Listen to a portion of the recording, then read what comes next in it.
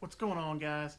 Hey, today we're going to talk about these load times and stuff for the Xbox Series X after this.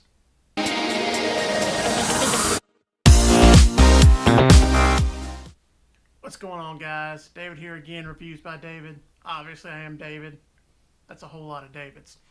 Anyway, so today, perusing through the old internet and looking to see any old Xbox news that I could bring you or look at myself and catch back up after a long weekend of football. And what did I find out?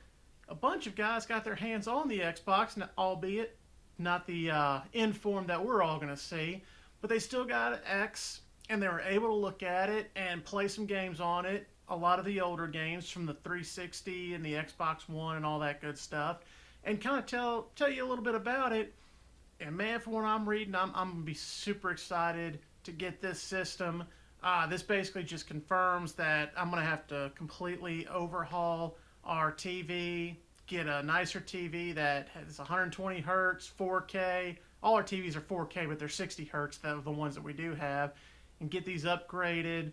Get the right HDMI's and stuff. Of course, if I do it too quick, I guess I can't get the 2.1. A lot of debate on whether that's going to make a difference, but that's digressing. My point here is every single one of them that I've read, and I'll try to link some places down below that you can check them out too, so you can see all the differences. I mean, these guys broke down game speeds from the Xbox One to the Series X and how fast they loaded, how fast they could switch between games and stuff, how fast the system booted up.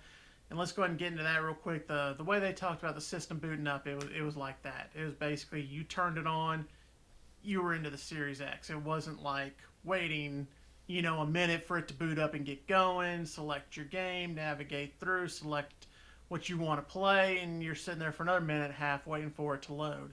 They're like, no, it basically instantly turned on, and then of course loading the games. Basically, all the times I was looking through, it was less than half the time, if that. Some of them took a little longer, the bigger games it looked like, but most of them were less than half. I mean, we're talking some of them 15 seconds, some 30 seconds for games that are taking a minute, minute and a half to load.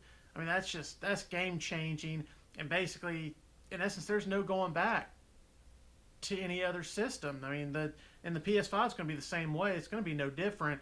So Xbox, the Series X, the PS5, once you get your hands on them, it's pretty much over. And the guys were talking about they'd get back on the Xbox One, and just waiting for the load times was just painful. Once you see it, you have it and you're used to it, you're spoiled immediately. It's just switching between games so much faster. It improved pretty much all the games. Of course, some of them are not going to see super huge improvements, in quality and stuff, and we all know that. But most games, there was a noticeable improvement in quality, 30 frames a second, 60. Just, I said, all of them, like I said, I'm going to look down the road, y'all look for yourself. But it gets me excited about it. That's one thing I never liked about playing video games. Load, you have an ADHD, I want to jump to something else. It takes a minute and a half to load.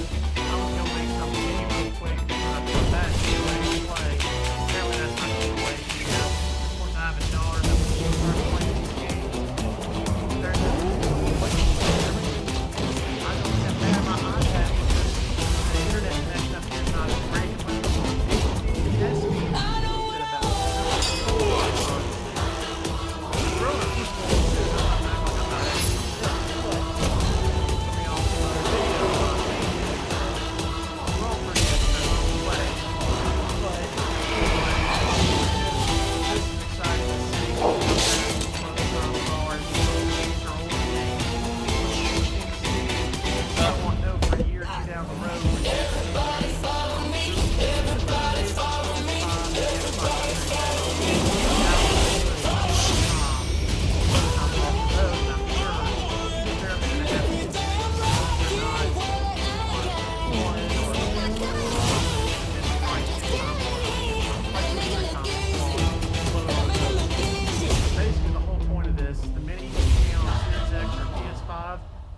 You're not going back. It's over. I mean, we're in next gen gaming. It's the next gen.